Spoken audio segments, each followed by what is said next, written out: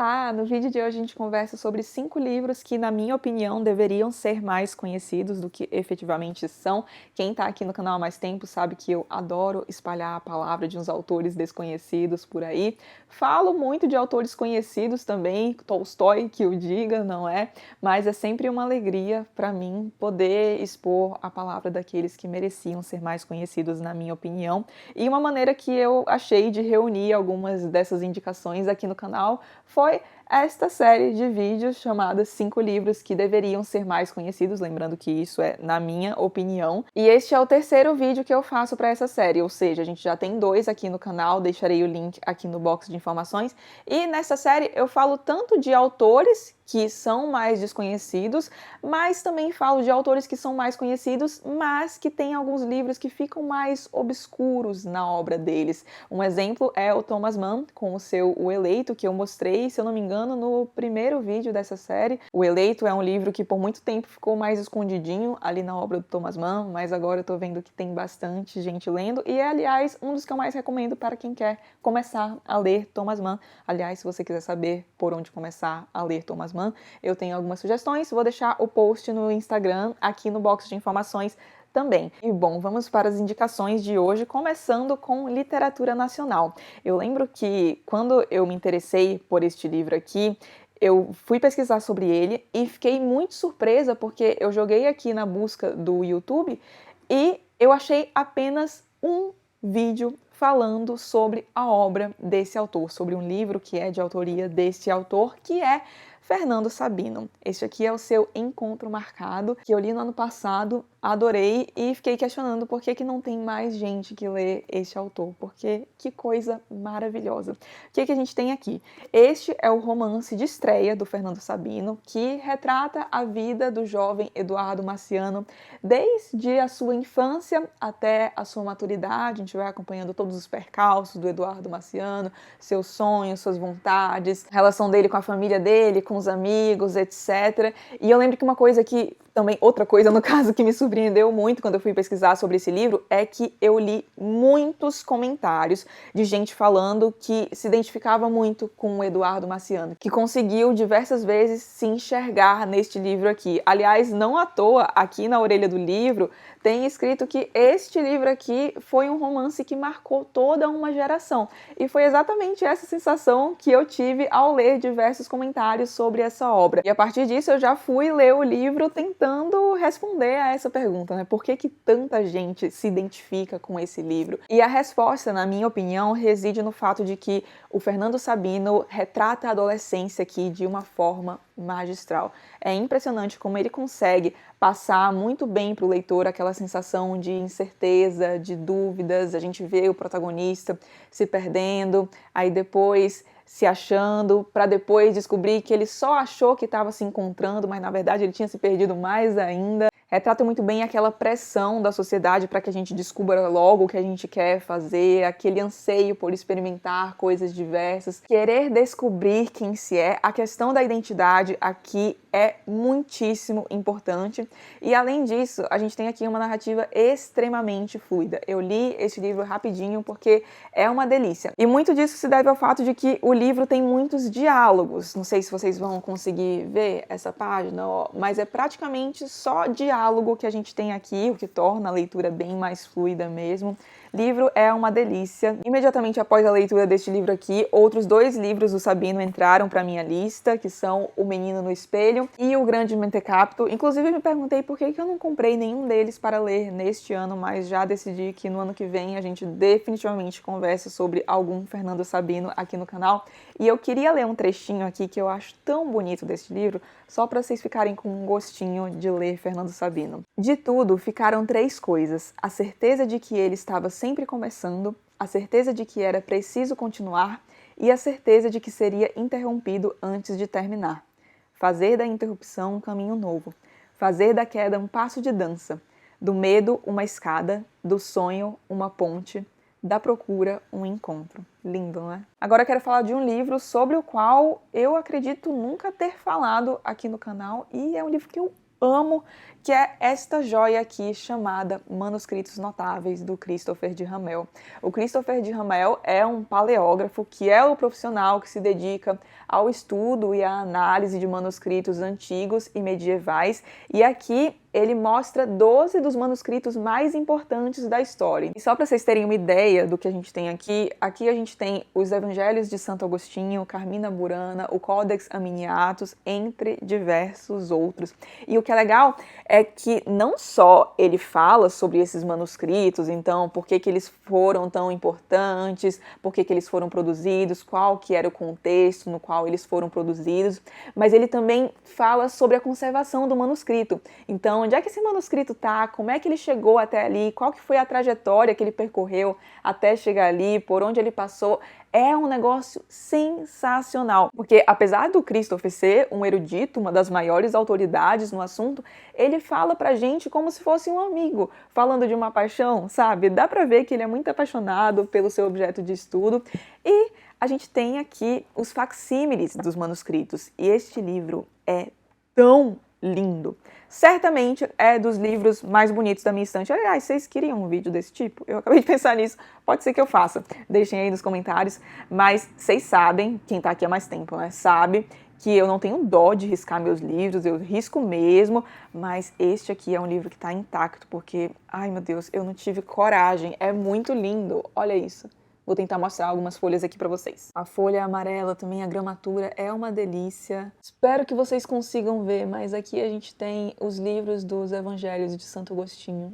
Mais uma. Se você estiver apenas ouvindo este vídeo, pare agora para olhar para a tela, porque isso aqui é lindo demais. Esta é a capa, lombada. Atrás, isso aqui é uma joia. O projeto gráfico faz jus à grandiosidade do conteúdo que a gente tem aqui. Para quem se interessou pelo assunto, recomendo muito fortemente. O próximo livro que eu quero indicar para vocês é A Honra Perdida, de Katharina Blum, do Heinrich Böll. Este livro aqui é ambientado na Alemanha durante a década de 1970, ou seja, quando a Alemanha ainda estava dividida pelo Muro de Berlim, e tem como protagonista Katharina Blum, que é uma moça que vive uma vida bastante simples, pacata, é uma moça esforçada, quem os patrões não poupam elogios, e praticamente tudo na vida dela tem esse caráter de normalidade, até que ela conhece um homem numa festa, dança com ele e o leva para casa. Um dia após essa noite, a vida da Katharina vira de cabeça para baixo, porque ela passa a ser acusada de cúmplice. Aquele homem que ela levou para casa, que dançou na festa, era um homem procurado por uma série de crimes, acusado por uma série de crimes, e a partir disso ela começa a ser acusada de cúmplice. Só que ao longo da história a gente vê que o foco vai saindo desse homem, da acusação desse homem, e focando nela, porque a mídia sensacionalista vê na Katharina o alvo perfeito para as notícias sensacionalistas deles, porque se a gente para pensar, a Katharina não era muito bem o que se esperava de uma mulher de respeito naquela época. Ela era divorciada, independente, então tinha que ter algo esquisito ali, e a mídia passa a focar completamente na figura da Katharina, então, em detrimento desse homem que estava sendo acusado de diversos crimes. Tem um vídeo aqui no canal no qual eu falo sobre este livro com mais detalhes, mas já digo que em tempos de fake news, cancelamento, etc., este livro aqui se faz muitíssimo atual. Agora vamos falar sobre uma biografia que, sem sombra de dúvidas, foi das melhores leituras do ano, disparado. Já fica aí o spoiler para quando a listinha de leituras do ano sair. Este aqui definitivamente estará lá, que é O Homem que Aprendeu o Brasil, de autoria da Ana Cecília Impellizieri Martins, e que é a biografia de ninguém mais, ninguém menos que Paulo Roney. Queria ler um trechinho aqui para vocês que está na orelha do livro. Europa, 1940. Milhões de judeus estão condenados. Não há saída, o resto do mundo não os quer. Nada de asilos vistos. Para a maioria, a morte é certa. Brasil, 1941. Um jovem intelectual judeu, Paulo Roney, que deixou a Hungria no fim do ano anterior, chega à segurança do Brasil. Não vem clandestinamente, com documentos adulterados e nome falso.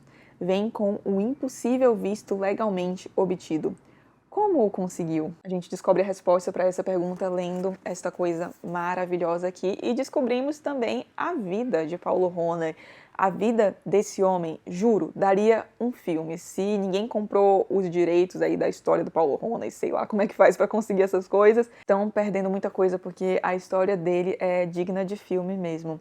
Então, Paulo Ronay foi esse judeu húngaro e aí, em razão do avanço do nazismo, ele se vê na obrigação de ir para algum outro lugar, de abandonar a sua pátria e logo pensa no Brasil como sendo a solução para os seus problemas. E como eu li aqui, ele consegue o visto, mas isso definitivamente só acontece porque Paulo Ronay já conhecia muito bem o Brasil antes mesmo de pisar aqui. Vira e mexe, eu me pego pensando sobre a história do Paulo Ronay porque é muito nítido como ele não deixou nada unicamente para a sorte. Ele teve muita sorte, contou com muita ajuda da sorte, mas de jeito algum a gente pode dizer que tudo que aconteceu na vida dele foi devido à sorte. Quando eu penso na história do Paulo Ronay e nessa biografia aqui, eu só penso naquela máxima de trabalhe para a sorte te encontrar pronto quando ela aparecer. E é muito bonito também ver como Paulo Ronay era muito grato pela oportunidade que lhe foi dada, como ele trabalhava muito para se sentir merecedor daquilo quando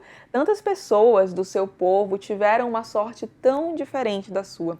Lindo demais. Ana Cecília, que é a biógrafa, retrata a história dele com uma sensibilidade ímpar e ela teve muito contato com a família do Paulo Ronay, que reside aqui no Brasil, em um sítio em Nova Friburgo, no processo de escrita deste livro aqui, e ela também teve acesso a muitos documentos inéditos, como os diários do Paulo Ronay, caderninhos onde ele anotava algumas coisas. Vale muito a pena conhecer a história de Paulo Ronay, de verdade. E se você precisar de mais um empurrãozinho, aqui no canal tem um vídeo no qual eu falo especificamente sobre este livro aqui, deixarei o link também aqui no box de informações. E agora, finalizando o vídeo com uma ficção bem curtinha e que eu acredito ser uma das melhores pedidas para você que está naquela ressaca literária, que não está conseguindo ler nada, não está conseguindo se concentrar muito bem. Então, temos aqui a história do Senhor Zoma, do Patrick Suskind. E o que a gente tem nessa história aqui? A gente tem um narrador que vive num vilarejo remoto na Alemanha, e nesse vilarejo há uma figura bastante curiosa, que é o Senhor Zoma. Não sei se vocês vão conseguir vê-lo na capa aqui, mas aqui a gente tem o narrador, e aqui atrás é o Senhor Zoma, que está sempre com o seu cajado em mãos, para lá e para cá, andando o tempo inteiro, faça chuva, faça sol, faça neve, o que for, Senhor Zoma estará sempre andando para lá e para cá, totalmente sem rumo. O livro é ambientado na Alemanha durante a Segunda Guerra Mundial e quando aquele homem aparece ali, muitos começam a teorizar, se perguntar por que ele fica andando para lá e para cá sempre, arrumar algumas justificativas, mas a verdade é que talvez, fora o Senhor Zoma, claro, apenas 2 pessoas puderam compreender o motivo das andanças do Senhor Zoma, e essas pessoas são o narrador e o leitor dessa história. Este livro é uma delícia. As páginas voam de um jeito que você nem sente. A história é muito gostosa mesmo, é divertida, tem umas pitadas de tristeza também. Gargalhei diversas vezes lendo o livro. Narrativa maravilhosa. Por isso que eu acho que é tão legal para quem tá naquela ressaca literária, porque é muito fácil de se ver preso a este livro aqui. Fora que ele também é bem curtinho e esta edição da Editora 34 está simplesmente impecável. Olhem isso. É capa dura, não sei se vocês conseguem ver. E a gente tem também ilustrações do Sem Pé aqui. Olhem só. Aqui mais uma. E, de novo, se você está aí apenas ouvindo o vídeo, pare agora para olhar para isso aqui. Ai, é muito lindo. Acho que esta é a minha ilustração favorita do livro. E com essa coisa maravilhosa, encerro as indicações de hoje. Como sempre, se vocês tiverem também alguma indicação aí de livro que vocês gostariam de ver as pessoas falando mais sobre, deixem aqui nos comentários. Eu adoro pegar essas indicações de livros mais fora do mainstream, digamos. E se você tiver lido algum aqui da lista e tiver gostado, deixa aí nos comentários também para incentivar mais gente a ler esses livros. E se você gostou do vídeo, não esqueça de deixar um like e de se inscrever no canal caso não seja inscrito ainda. Um grande beijo e até o próximo vídeo.